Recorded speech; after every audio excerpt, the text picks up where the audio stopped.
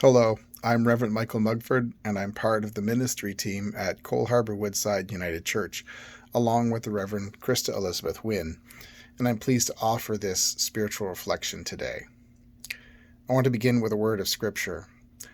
Likewise, the Spirit helps us in our weakness, for we do not know how to pray as we ought.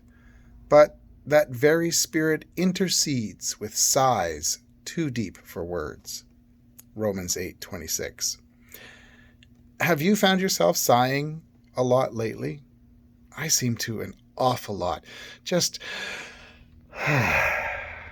in and out. I think I'm rather prone to it. People tell me that I sigh quite a bit. But lately, I just seem to do it so often. I was reading an article by theologian Jim Burklow, and it made me wonder about sighing.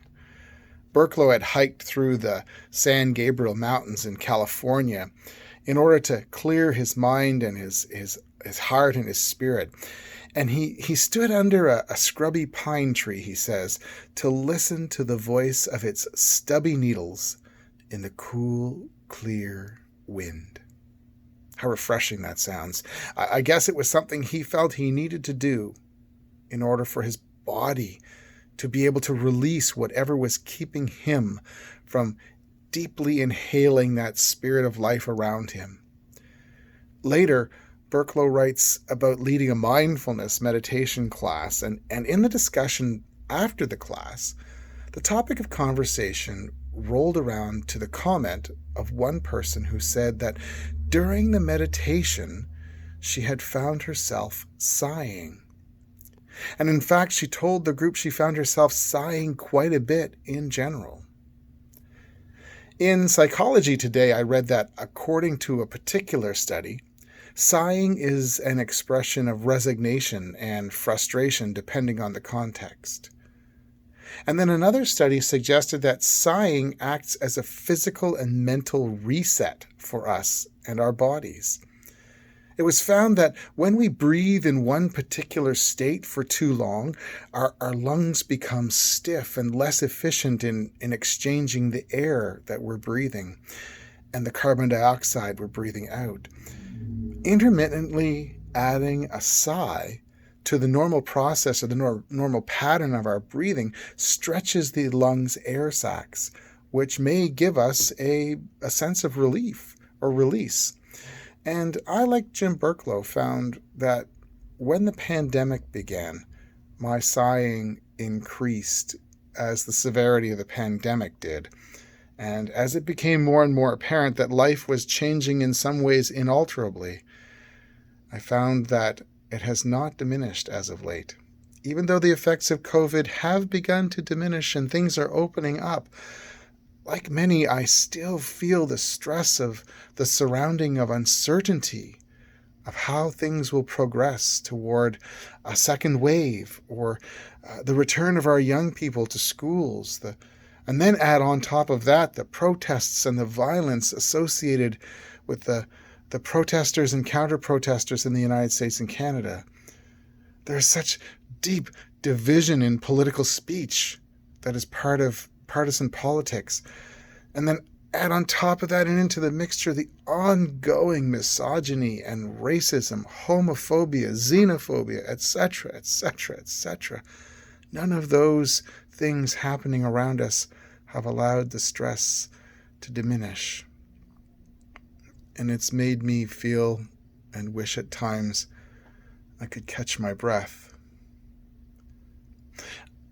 I have found it comforting, though, that the Greek word pneuma is not only the origins of the word breath, but also means spirit. In the book of Acts, there was a breath of the Spirit that shook the room at Pentecost, that announced to the earliest church that it had arrived as the promised helper. If we're sighing, we're breathing in and out our deepest emotions, our deepest feelings that maybe we don't even realize. In sighing, we're calling upon the breath of God to fill us up with spirit, to bring that sense of peace that passes all understanding, and then carrying out those emotions that we no longer need to hold on to, those feelings, thoughts, and experiences that weigh us down and make us feel like the world is on our shoulder. The Spirit's breath helps channel God's energy into us in positive and creative ways. It inspires us to work for justice and equity for all people.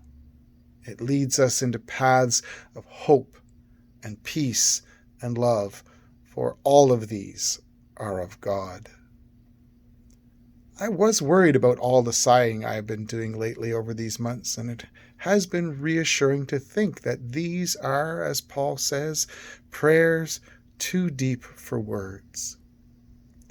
In fact, it has inspired me to try to attach an actual word for prayer when I'm sighing. When I breathe in, I have tried to breathe in the word God or Christ or Spirit. And when I breathe out, I try to breathe out the negative and the difficult things that I'm feeling at the time. I try to breathe out the negativity, the doubt, the pain or the fear I'm holding on to. There are other times when I breathe out a reminder of the love that's in my heart and in my life, and I try and send that out into the world as well. I try to breathe out, when I can concentrate on it, a word of hope, a word of peace, a word of presence, a word of love, any positive word that comes to my mind. I hope that as I offer that good and hard to the Spirit will amplify the good and diminish the bad. That God's goodness and grace will fill our world. That is my sigh and my prayer. Just some thoughts. Peace.